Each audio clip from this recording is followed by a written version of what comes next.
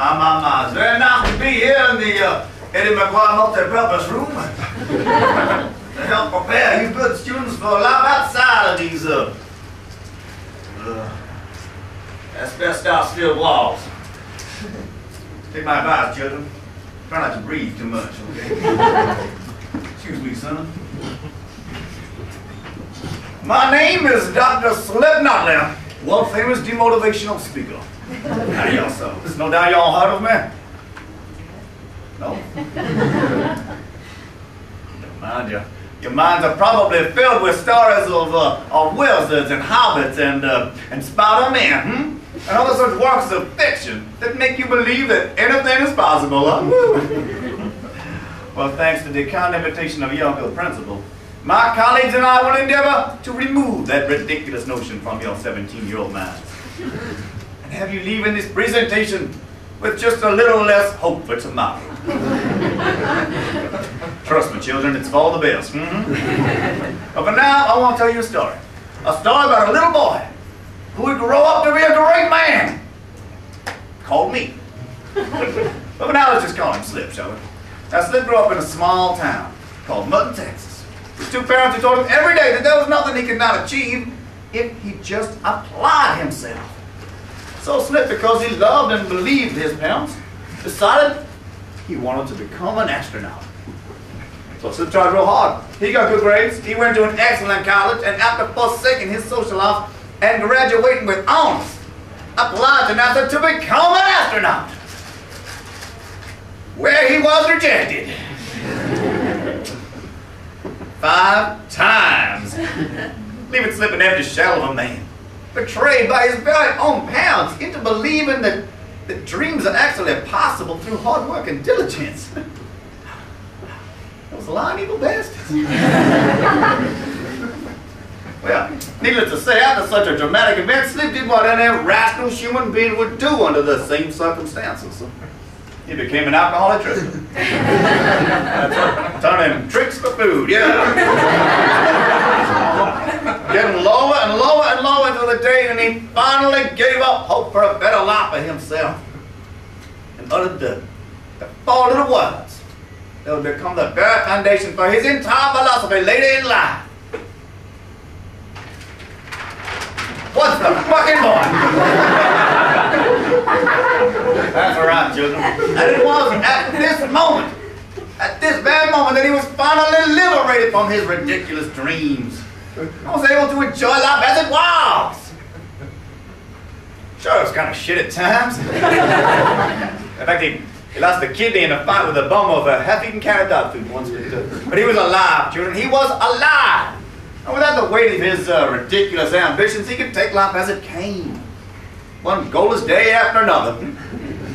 Until by some sheer stroke of dumb luck, here I am today. To share with you good children my surefire way to be a happy little twig on the big bad river line. Now my method of being a happy little camp for children is quite simple. All you gotta do is give up ambition. That's right. Ambition to be richer, ambition to be smarter, ambition to be more successful, ambition to have more stuff. Because what's the fucking point?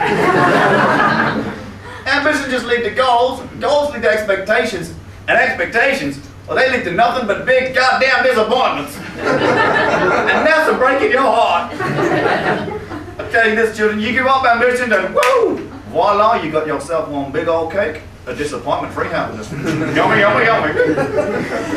You can eat that cake, children, you can eat as much as you like, until you're a big, fat, peggy wig and you die. But you will die happy, children, you will die happy. I know you may be sitting there thinking, but Dr. Slip, what are we going to do with that time if we ain't got no challenging goals in our lives? Huh? Well, the answer to that, children, is quite simple. You will go to the movies. That's right. You'll sleep in, you'll buy yourself a big fuck off gelatis and play video games. This life is too goddamn short, children. Be wasting your time achieving things. Because what's the fucking point?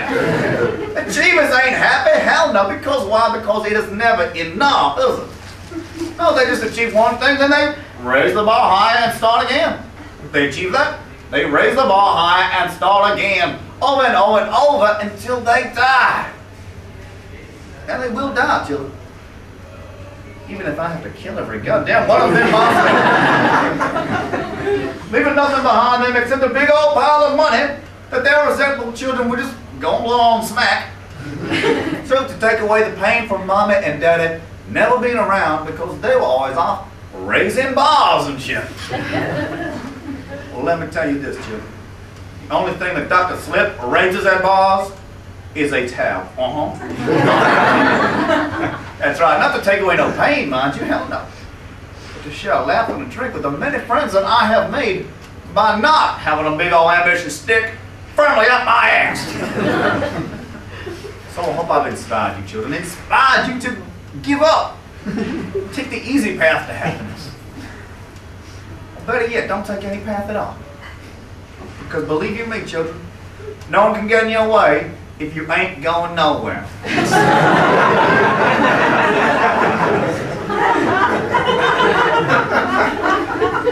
Now, while my little speech happened to work a treat on the English cricket team earlier this year, good boys, very, very nice boys, a little uncoordinated, very, very nice. I realized, however, that my worldly and eruditious means of expressing myself may be a tiny bit too complex for your 17-year-old minds to comprehend at this juncture. So I have therefore brought with me a troupe of educational performers for y'all, who will present my anti-achievement message in a more basic way for your 17-year-old minds to take in.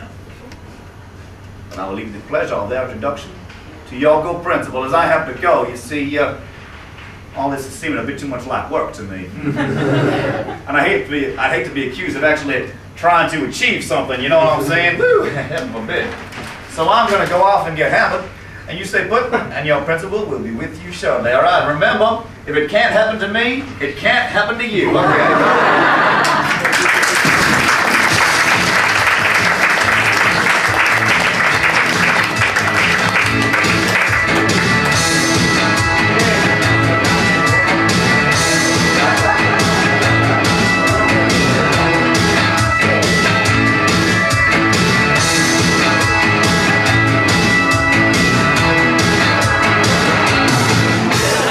Okay, children, settle down, eyes front, and pay attention to our visitors, who will be teaching you some very important life lessons this afternoon.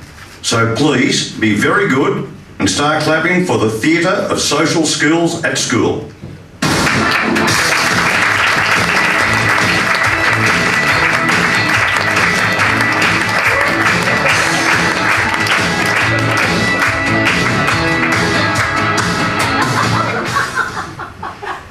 G'day, boys and girls. We are the Theatre of Social Skills at School. You can call us the Tossers, yeah. I'm Gavin. Yeah, and I'm Dwight. And we're here today to teach you all about losing. Yeah. That's right, Justin.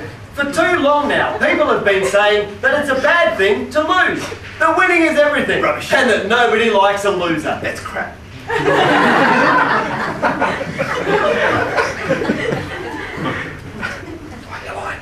Fuck it. Well, we do like losers. We think they're great. Fuck it, I miss it every time. Yes, kids. Losers can be cool too. Just look at Anna Kournikova. And Ron Jeremy. And Ron Jeremy, the pornster. Not perfect examples that it doesn't matter if you come last. As long as you come. No, it'll come somewhere. Now come on my face. No, you. I think what Justin is trying to say is that just because you aren't the best doesn't mean that you aren't great somehow. That's what I'm saying. Sometimes you can just be unlucky. Exactly. Sometimes people cheat. Those buggers. Sometimes your character gets written out of blue heelers just because Lisa McEwen doesn't like you. And the next thing you know, you're performing in crappy theatre and education plays just to make a buck.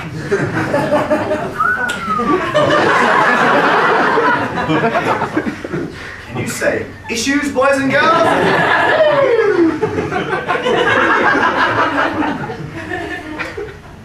The point is, losing ain't bad. And if you aren't going to succeed, at least be a spectacular failure. Successful losing is as much of an achievement and takes as much effort as winning. That's right, kids. Over the next hour, we're going to prove to you that winning isn't everything. In fact, when you think about it, winning's just failing to lose, isn't it?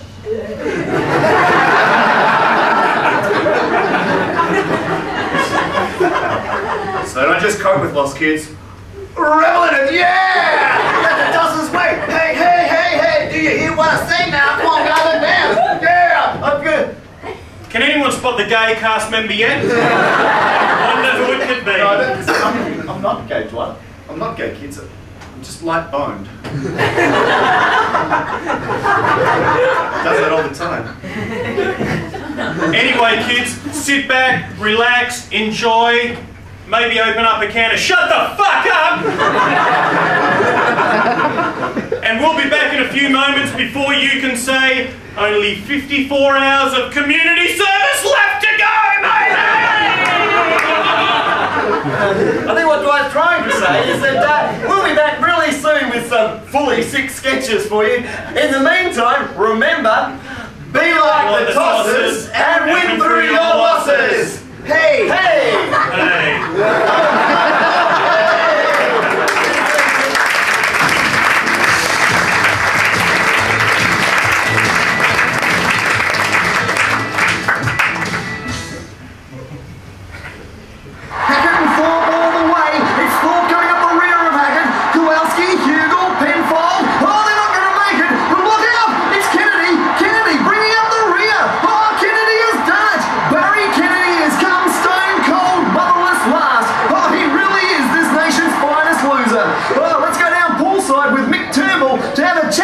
The media have affectionately nicknamed Bazza the Brick. Oh, Bazza, a truly dreadful swim. You must be over the moon. Yeah, I pretty much am, Mick. Yeah, thanks very much. You know, I've been working really hard to reduce my performance in the lead up to this event, mate. And I'm wrapped. This is a personal worst for me, yeah. Yeah, it sure is. You've added 4 minutes to your previous time. What was your strategy going into the race? Well, I guess getting off the blocks late was obviously the first step, you know. Making sure I didn't beat anybody into the water. And, well, they're really just a matter of getting the whole pack in front of me and, well, keeping them there, yeah. Well, it paid off, although I was a bit worried there when Hugel dropped back in the 4th. Yeah, that was pretty close. But I tell you what, ever since I signed my endorsement deal with Yarra Trams, if they're not late, they're never coming. Yeah, the competition to be last is really high up. Yeah. Well, it sure has, Bazza, but surely there's none too many more shithouse than you. Well, thank you very much, Mick. Thank you. Yeah, no. That's true, because like, ever since I made Eddie the Eel look like he was on performance-enhancing drugs in Manchester, not too many people have had the incompetence to take me on, you know what I mean? Yeah. Although I have to say, there are those 8-year-old Davies twins from Broady, you know. They're pretty bad swimmers. But I reckon once those swimming lessons finish and the floaties come off, they're going to be less of a threat. But yeah, you wait and see. Yeah, fully. Yeah. And what about the Russian, Nika Sinkyevich? Are you afraid he'll give you a run for your money come Athens? Well, yeah, man, I do. And the guy doesn't have any arms or legs and pretty much sinks like a stone when he hits the water. I mean, he's going to be tough to beat. I mean, natural ability like that, Mick, it's a gift from God, isn't it? It's a gift from God. Well, congratulations again, Bazza, on a truly shithouse performance. We look forward to seeing you lose again in the future. All the worst, son. Yeah, thanks, Mick. Ta, Australia. Back to you in the commentary box.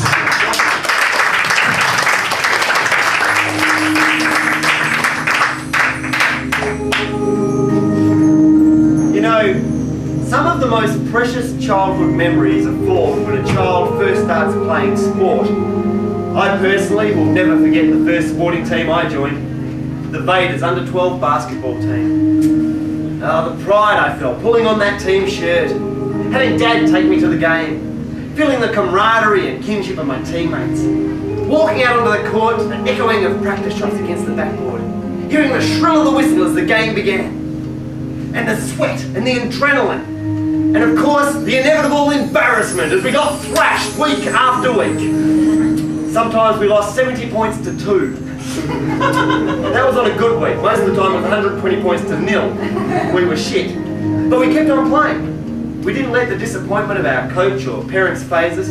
Their heads bowed in disgrace as we conceded defeat after defeat. The blame being passed around to more players than the ball ever did. We weren't even having fun. But we were playing sport, and that's all that mattered. Now our coach, he tried his best to keep our little shattered spirits buoyed, you know, tried to keep us together, but it was to no avail. The team was to disband at the end of the season, proving once and for all the old adage. There's no I in team, but there's 4 in fuck this shit, I'm going home.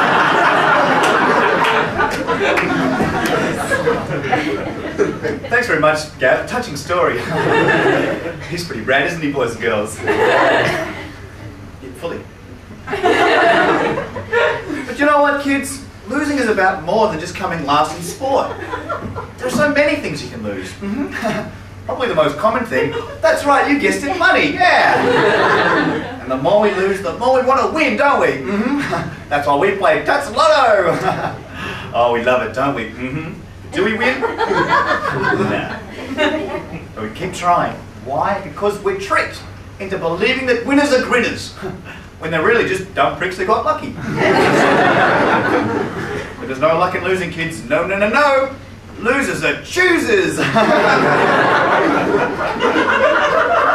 put a lot of it in perspective for you, there's a 1 in 8,145,000 chance that we'll win at Lotto. Yet we're all pretty much convinced we'll skip the pool.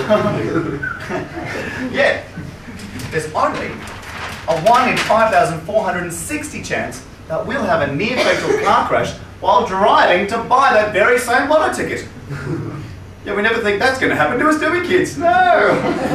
You don't see people getting into their cars going, ka-chink, come on, today's the day, it's my time to crash, I can feel it in my bones. Oh, Smash City, here I come. I can't wait to call the boss and tell him I'm not coming in tomorrow because I'm paralysed from the neck down. No, of course not, because that would be whack, wouldn't it, boys and girls? So choose to lose by not buying a Lotto ticket. Don't push your luck, and odds are no one will be pushing you. Come on, Mr. Reed, up in Indians, woo! Oh, he's fine. Lotto's just gambling after all, kids. And gambling is a very, very good way to lose money. Somebody who knows all about gambling is our Dwighty. Yeah, in fact, he's just doing this show as community service for stealing money from the Blind Society to pay off his gambling debts. He's a real dope bitch.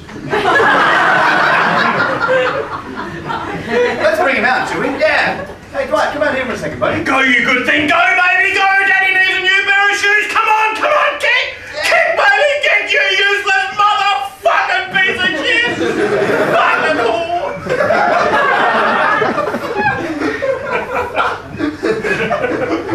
Dwighty said a no-no, kids.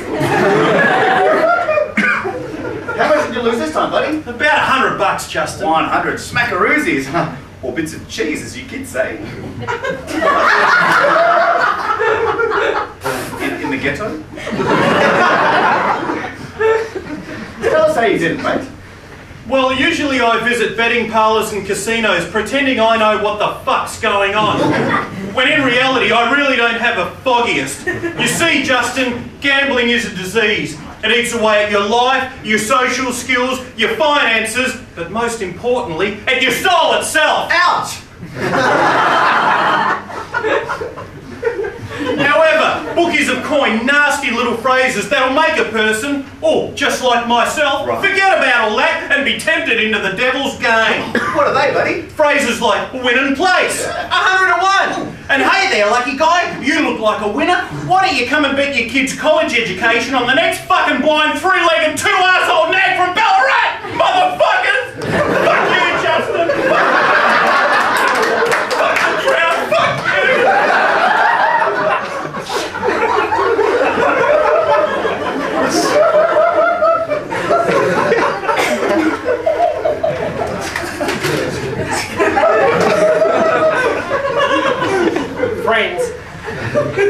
for attending tonight's seminar. I'm glad you could make it because I have a fantastic business opportunity for you that will change your lives forever. Let me introduce you to one of our success stories. This is Bill Jackson.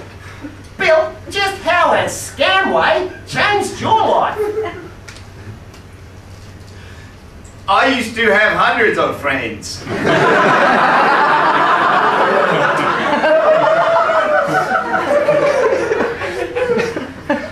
A house, a car, and money in the bank. Now I've lost a lot. Thanks to Scamway. Thanks, Bill. Now I'm guessing that most of you have plenty of friends and plenty of money. It sure makes life complicated, doesn't it? Well, how would you like to lose the lot? Just the lot. Well, you can. With this exciting venture, I personally guarantee that you will lose all your friends and all your money in less than 1 calendar year. So, do you have 10 friends? Are you gullible and greedy? Yes. Oh, well, you have the right attitude. So, here's how it works.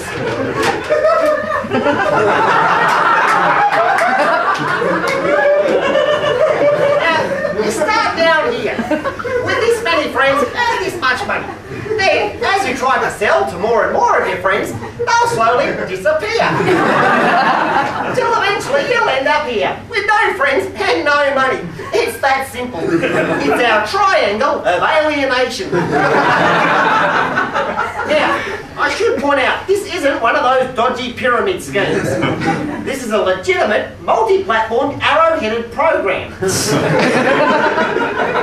to lose everything and everyone now? Ask me how. All you need is your life savings and I'll give you a kit which outlines everything you need to know. How to appear dodgy and desperate. How to invite friends around to your place under false pretenses. How to drop the name of some shithouse product into every conversation. How to use really annoying terms like networking, partnering, empowering and paradigm shift. Plus, handy space-saving tips for those boxes and boxes of products that you haven't been able to sell. And if you find in the first month you haven't lost enough money, we have a huge range of bullshit-filled motivational books to waste your money on to feel better about yourselves. So friends, thank you for attending tonight, and I look forward to welcoming you into the Scamway team.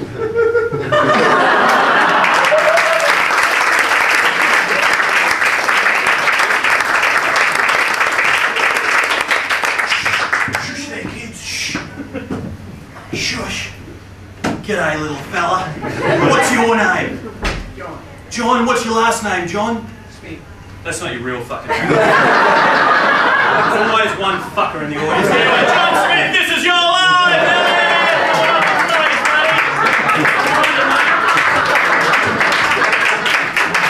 Let's get this over and done with before Ray Martin takes his fucking job as well. Alright, little John Smith was born to Mr. and Mrs. Smith in 1986, and everything was looking peaches and cream, wasn't it, John? Yes. That's what happens when you give a fake name.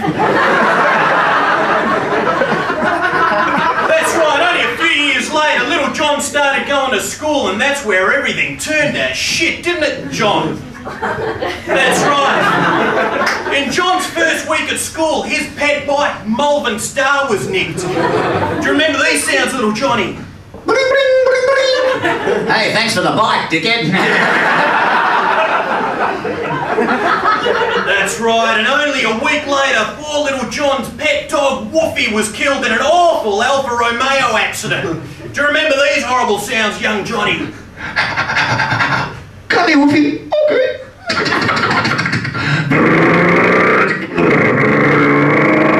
Hey, where to go, man? That chicken bed looking good. Woofy, no! I can see my kettle from here. I love you.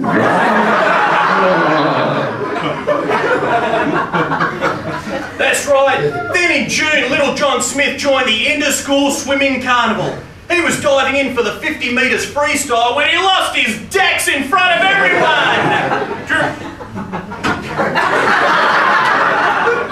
Doesn't say side gag from you here.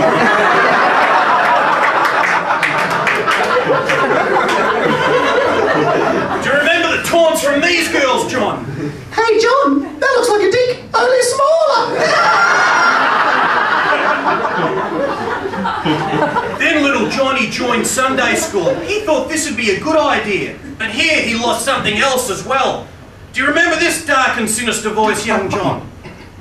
Well, Jonathan Smith, would you mind stepping into the confessional booth with me for a second? There's something I want to show you. That's right, little Johnny Smith lost his innocence. Guys, remember this been little Johnny Smith's short but very eventful life. Give him a round of applause.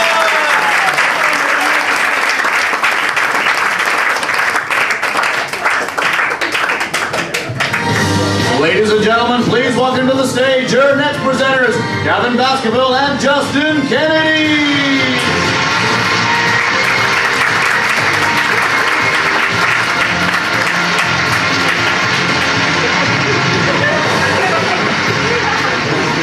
You know, one of the most public losses a person can endure is at an awards ceremony. The old cliche of, it's just an honour to be nominated, is actually a pile of crap. From the start, you lose to somebody you probably hate, but then on top of that, your reaction is broadcast to millions of people around the world. Isn't that right, Justin? It certainly is, Gavin.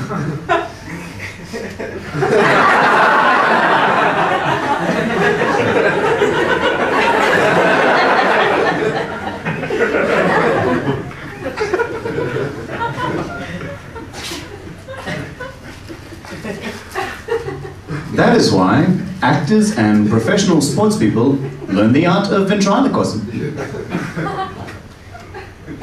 That is the art and ability to speak and curse without moving their lips or showing any external.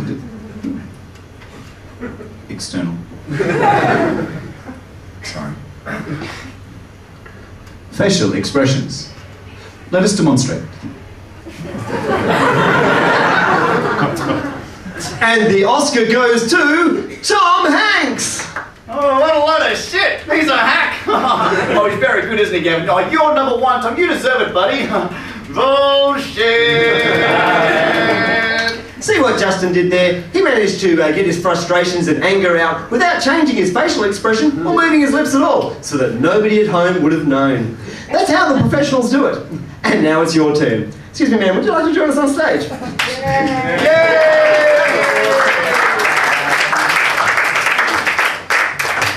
What's your name? Rosalind. Sorry, Dad. Rosalind, yay! It's actually a great thing. You're at the Academy Awards, okay? Lucky. Yes, you've done very well. You've been nominated for Best Performance in a Romantic Comedy. You're up against Sandra Bullock and Gwyneth Paltrow. So you're very excited. It's a highlight of your career. The world's eyes are upon you. And then they finally make the announcement. And the loser isn't Gwyneth Paltrow! And you say, talentless whore. Okay? So what we're trying to get to do is you can say that with a big cheesy smile and without moving your lips. Talentless whore.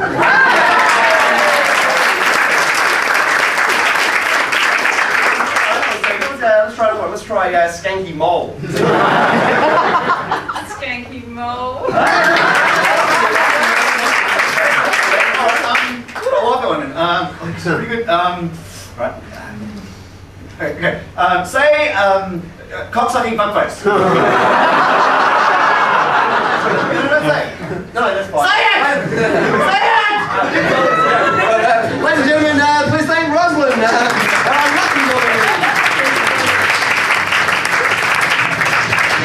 So, ladies and gentlemen, now you know exactly what to do if you're ever at an awards ceremony, thanks to the tossers.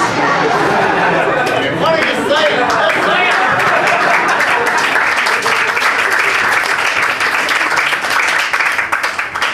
That just proves another point. People want to see losers on TV. We don't want to see some rich geek take out $250,000 on sale. We don't want to see some fat moustached housewife scoop the fucking showcase on The Price is Right. And we certainly don't want to see some rich Turak-born arsehole spin up the Holden fucking Astron wheel. Yeah, it's bucket loads more fun watching dickheads like ourselves do our balls completely on cheaply made Aussie game shows.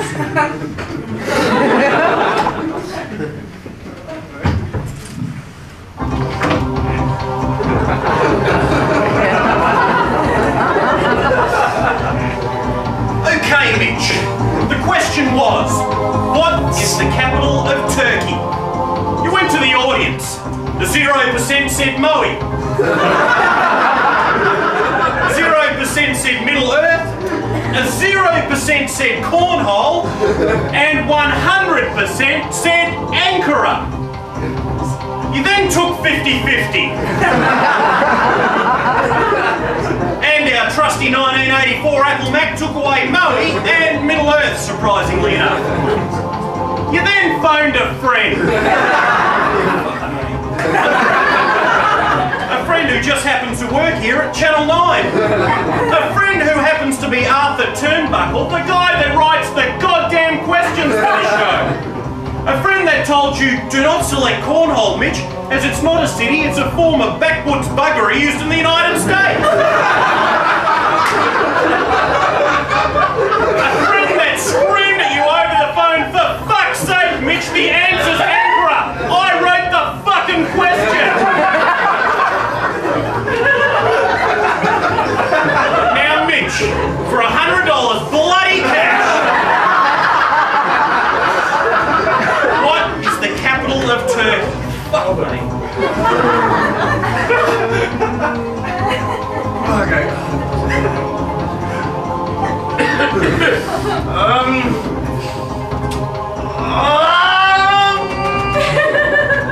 No, I don't know any. I'm just not 100% sure, you know. Are you the dumbest motherfucker we've ever had on this fucking show or what? I don't know the answer to that one either. You know, one other friend. Just one more friend.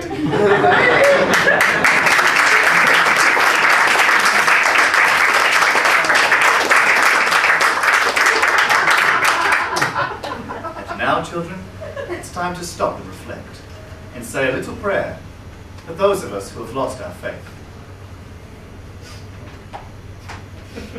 Our patriarchally engendered deity, who's allegedly in heaven,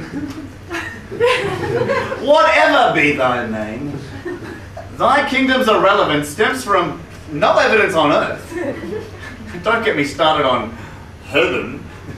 Give us a day in bed.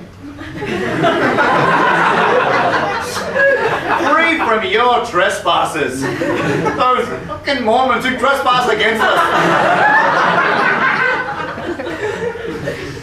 And lead us to guilt-free masturbation. But deliver us when we get old and sick and worry that we've made a really big mistake and want to recant on our deathbed. In which case, no offense. Hey, man?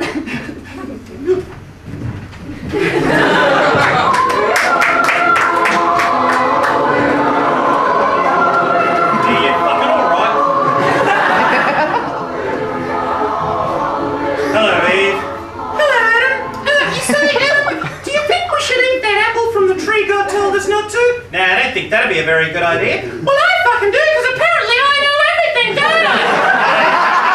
Well, I do, never mind, two-time master fucking told you no!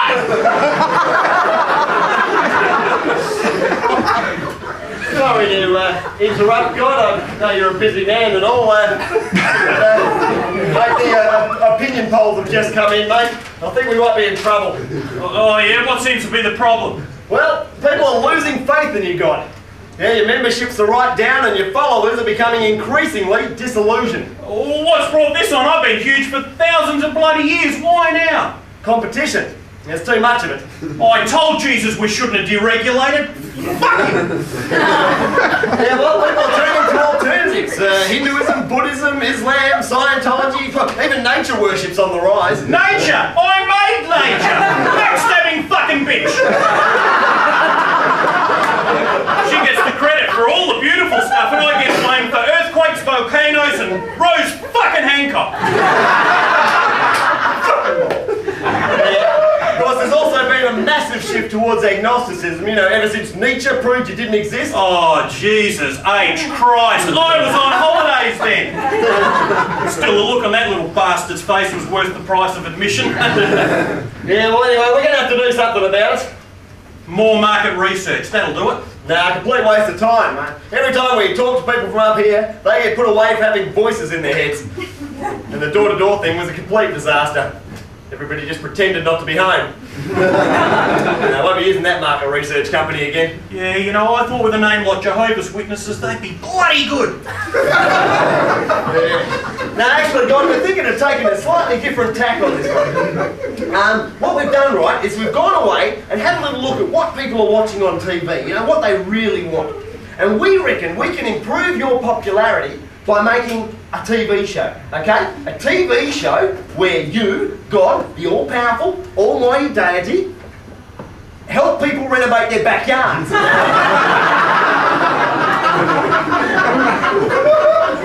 You're fucking kidding, aren't you? Fantastic. I mean, let's face it, nobody does a water feature quite like you. Victoria Falls, very impressive. We'll get Jesus to help with the carpentry. Oh. He's pretty good at carrying timber from what I saw on Friday too. I'm telling you said that. It's got a theme song and everything, you're gonna love this. It's called God the Builder. It goes like this. God the Builder, can he fix it? Of course he can. He's omnipotent. You've gone too far this time. That doesn't even fucking rhyme, dickhead. All I'm asking you, just have a bit of faith, for God's sake.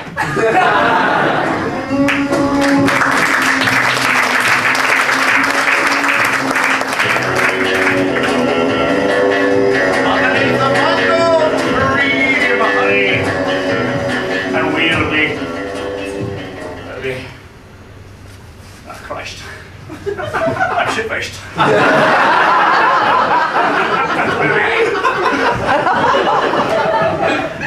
Underneath the mango tree. Ah, I've got you now, you Russian Arab Korean terrorist. Christ,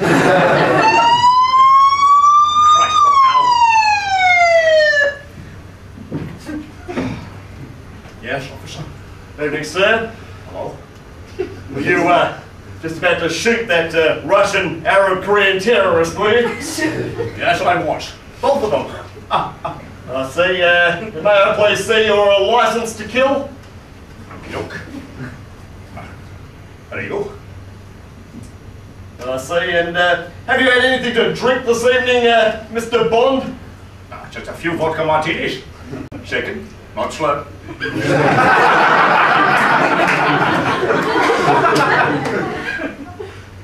Stirred. I see, sir. Well, we're going to have to give you a little test if you don't mind, sir. If you wouldn't mind, if you could just please blow this up as spectacularly as you can. Blow it up, you say? Please. Christ, how did Q say this bastard worked again? Eeny, meeny, miny, mo, no. That's not how you do it. Christ, what's that? Boom! Fuck! Did you see that? Mr. Bond, it is my opinion that you are inebriated. Tosh. You do realise it is an offence to drink and spy in this state? But it's a very serious offence. You do realise that your drunkenness may have inadvertently resulted in somebody not being killed. Yes, but if it helps my case, I was planning on driving home tonight. I could kill someone that way. I'm afraid it's a bit late for that, sir. You have just lost your licence. What? No. Oh, but I need that for work. There'll be no more spying for you, I'm afraid. Now please hand over your gun and your laser watch. Oh, Q is going to do my fucking bollocks over this. And your ninja star bow tied and bulletproof jacket while you're at it. There you go. This was a gift from the Queen, you know. You know the Queen? Yes, I do. In fact, you might say I was secretly servicing Her Majesty. She's a tigress. Caution, sir. Your anti-gravity shoes too, if you wouldn't mind, sir. I don't want you flying away on me while I'm taking you down the station. Thanks, good. I got those in Russia, you know. Russia, huh? Yeah, I fucked around there quite a bit. When the Queen wasn't looking. And, sir, your bionic trousers too, please, sir. Well, you know pussy galore, but what the hell is that if you weigh? Okay, I'll take it. Are you ready for this, cowboy? Kapow!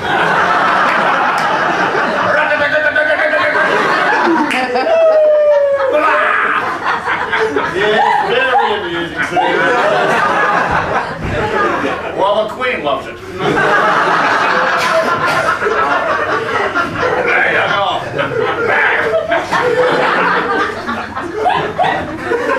World's 60th man, they reckon, huh? Hey, fair go. I've been working undercover. As Moby.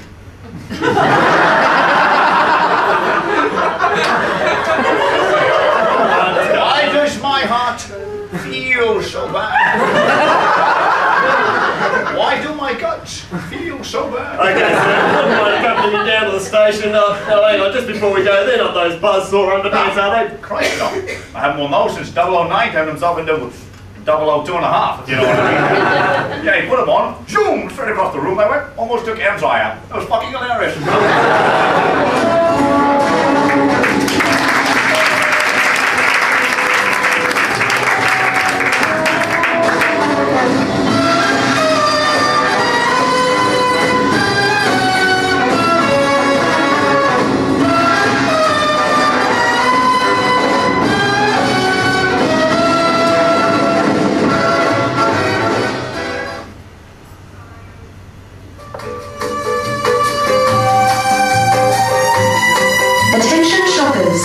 We have a little lost boy in the store.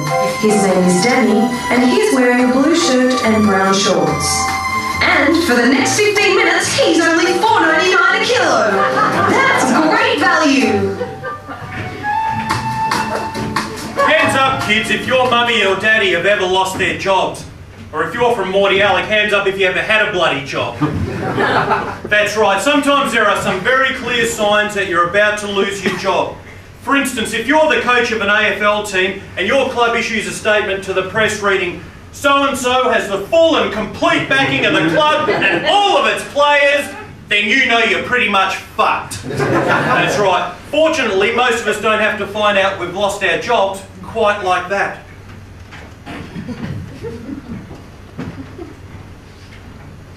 Winsor? Attention shoppers. Management would like to make it perfectly clear that Jason Clark from the menswear department has the full backing and support of Colesmeyer and its shareholders. Conversely, if you do want to lose your job and sit back and relax on a government wage, here's some ways the tossers have lost their jobs during their education at the University of Hard Cocks.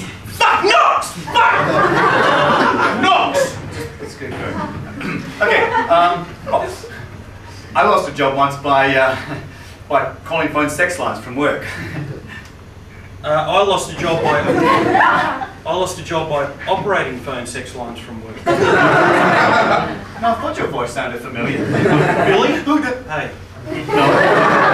No. I lost a job once when my boss just told me that he reckoned I was spending way too much time in the office. Nude. Well, I lost a job once by climbing up onto the office desk, like during a really important board meeting, and whenever the boss outlined a strategy, I'd jump up and yell, "It's madness! I tell you, madness!" Well, I should point out I wasn't actually working there at the time. but as they were carrying me out, I asked for a job, and they said no. So it was pretty much the same thing. I lost a job at Channel 10 when I was booking people for Good Morning Australia, and I had someone on the show, someone who wasn't trying to sell some useless shit! I lost a job once when, well, I thought it would be really funny to go into the boss's office and tell him very solemnly that his wife had just died, And then as he started crying, I yelled out, "Sucker!" and ran back in the office impersonating to everybody. He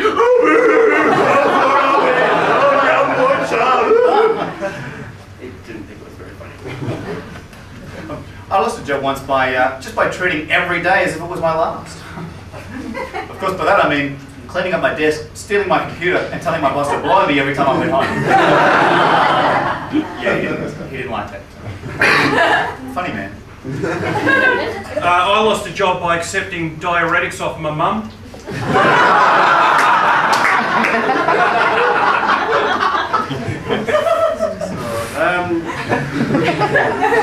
Another job I lost, I got a bit annoyed with one of my workmates, so I decided to get her back by putting a virus on her computer. What do you do? You go, I do that all the time. It's fun. When I say virus, it was herpes.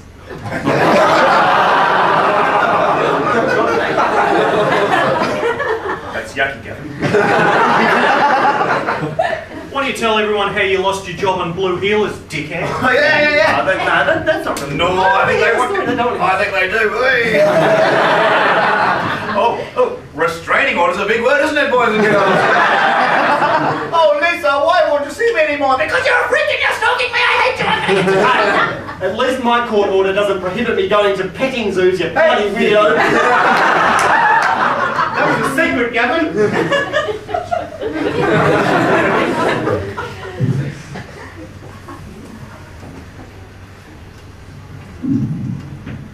Oh, fuck. Have you seen my script? Fuck it. Have you seen my script? Jesus Christ. How the hell am I supposed to know what I'm doing next if I haven't got my fucking script? Have you seen it at all? No, it's not here. Well, have a look for it. It's not here. It's fucking white paper with black writing. It can't be that fucking dumb. I'm not going to ad-lib. I'm just going to stand out here and you find the fucking thing. What the? Oh, here it is. For God's sake. Man, it's a nice shot. You think you would have learned your lines by now. People have come along to see a professional show and... Well, I haven't seen professionalism for the last 40 fucking minutes.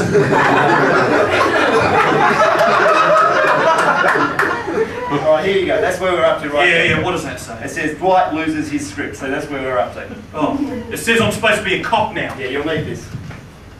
Oh, that's convenient, fuckface.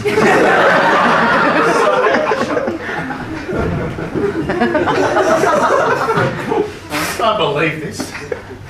What kind of a world are we living in where something like this can happen, huh? Are we animals? This is how we should live? Only yesterday she was right here on the couch next to me. And now she's gone. Please, officer, she's all I've got left. You've got to find her. Sir, we've got our best men on the case now. Can you confirm for me this sketch we've made from your previous descriptions? Yeah, that's her. That's my little roomsie. Oh, sweetheart, Daddy's coming, baby. I'm going to find you. Just hang in there, sweetie. Just hang in there. Yes, excellent. And is this the first time this cheap sight gag has gone missing? Oh, but she's normally just down the back of the couch. And did you look there? Yeah, well, of course I bloody looked there. I looked everywhere, didn't I? Now, sir, just calm down, please. Calm down. I lost my remote control, mate. Have you any idea what it's like to lose something so important to you? How am I supposed to change the volume now? Or the channel? You told me to calm down! Now, sir, we'll help you find your remote, but we're going to need your help. Now, when was the last time you said you used it? Her, a bit of respect, please. Remote's a human too, okay? It was during Virgo's catchphrase. Yeah. You know, I wanted to change the channel because Virgo freaks me out since he shaved off his mo, you know. Oh. It's like his whole face has gone bald. That's when I realised. The little roomsie was gone.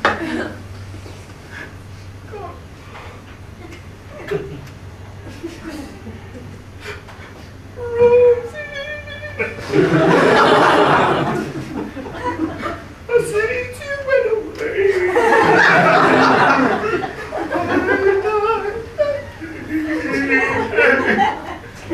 Now, Sir, has the remote control been acting strangely lately?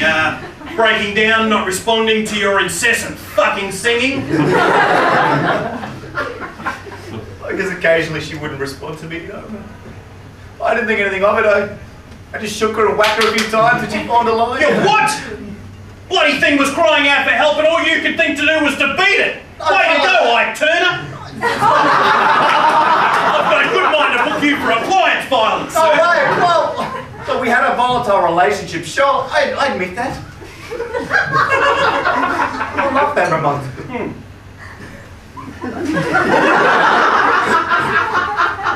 I guess maybe I didn't show it enough.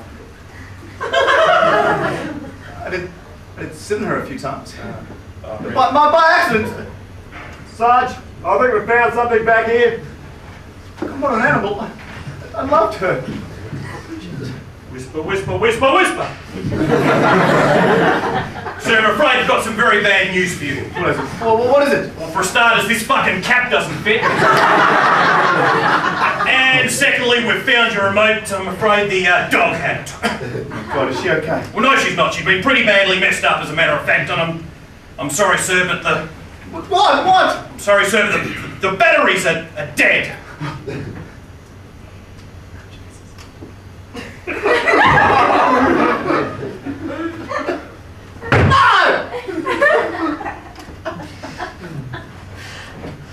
Now, sir, I realise that times like this may be very traumatic, so we can provide you with a counsellor if you so wish to help you change channels on your TV. But I'm afraid, sir, you're going to have to face the very real possibility that you may never be able to control your TV without using your legs again. I'm sorry, sir. Oh, why me? Why me? Oh, God. Sometimes I wonder whether this bloody job is worth all the pain.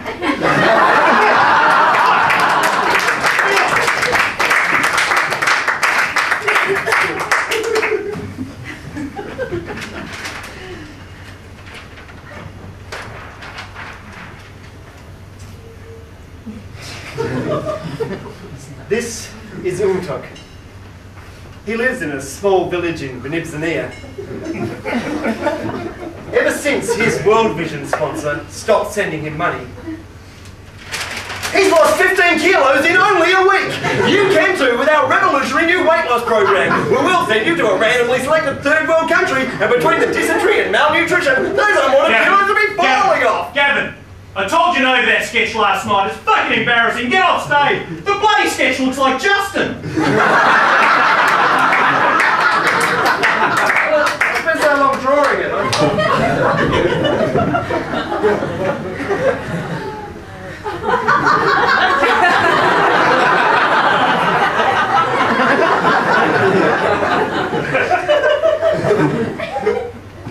I weigh more than that.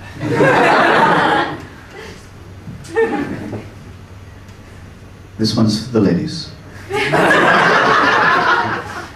You know who you are.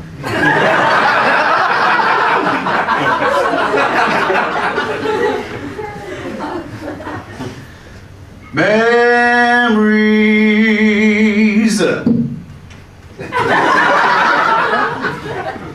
like the corners of my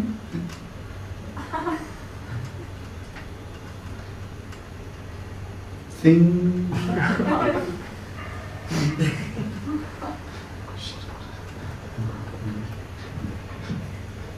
Memories like the corners of my room.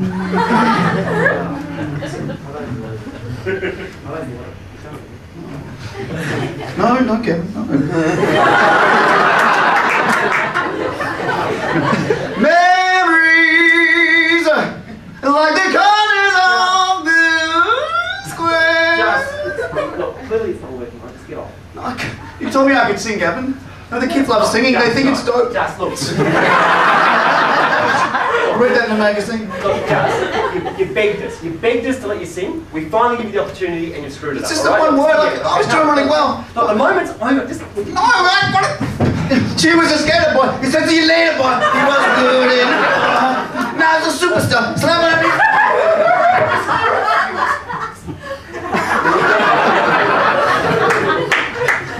Sorry about that, kids. Will You can just see that body.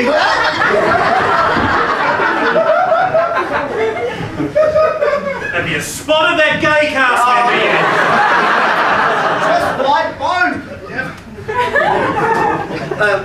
Okay, kids, look, we're nearly to the end of the show. We really hope that over the last hour we've somehow proved to you that losing isn't such a bad thing after all. In fact, once you embrace being a loser, it can save you a lot of time and energy. It can stop you from sweating a lot. And it can help you to smile in the face of disappointment, embarrassment and rejection. At least no chance of bitch.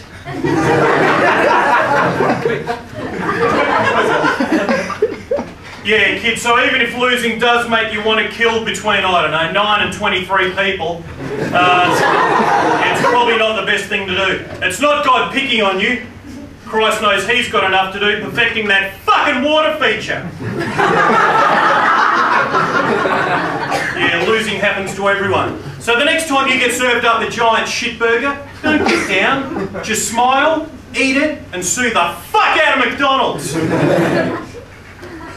Now, also, kids, we've tried really hard to cover as many aspects of losing as we could, but there may be some things that you want to lose and lose successfully that we haven't covered. So what we might do now is improvise some little scenes from you with suggestions from you guys. And it could be anything. It could be from losing a pen to, no, losing your hair. It could be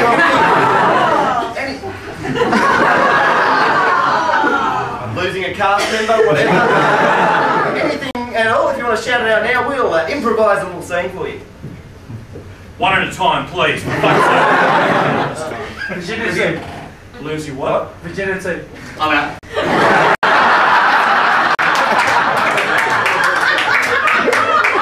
Yeah, you're out figuratively speaking.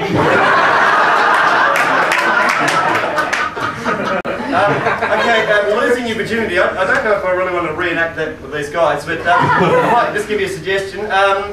Well, I don't know about if you're a guy, but if you're a girl, it's fairly easy. If you want to lose your virginity, I don't know, try something like, hi Mr. Carey, I'm one of your biggest fans. Same with Will Anderson, probably still get the same thing. Nice curtains in this place. Any others? Or have you lost your tongues? Yeah!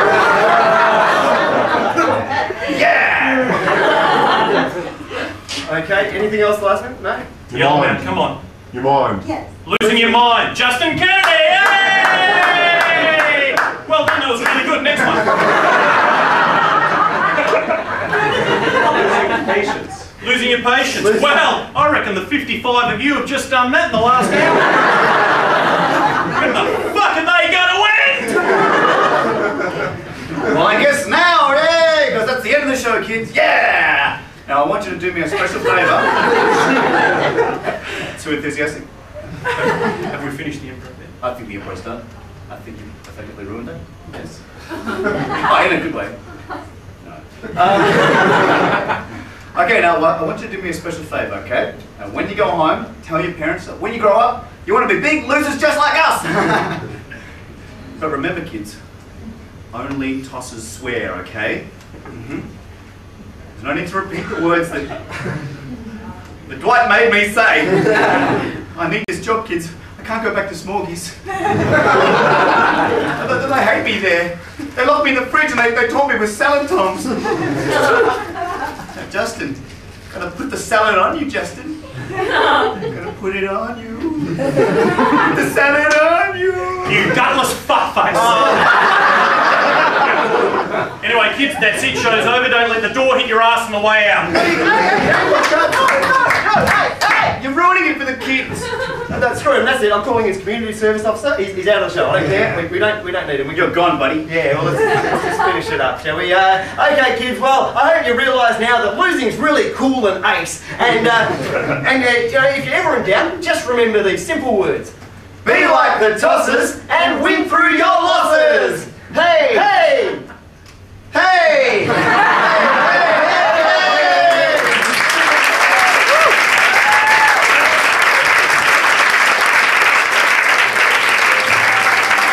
Ladies and gentlemen, thank you for watching Successful Losing.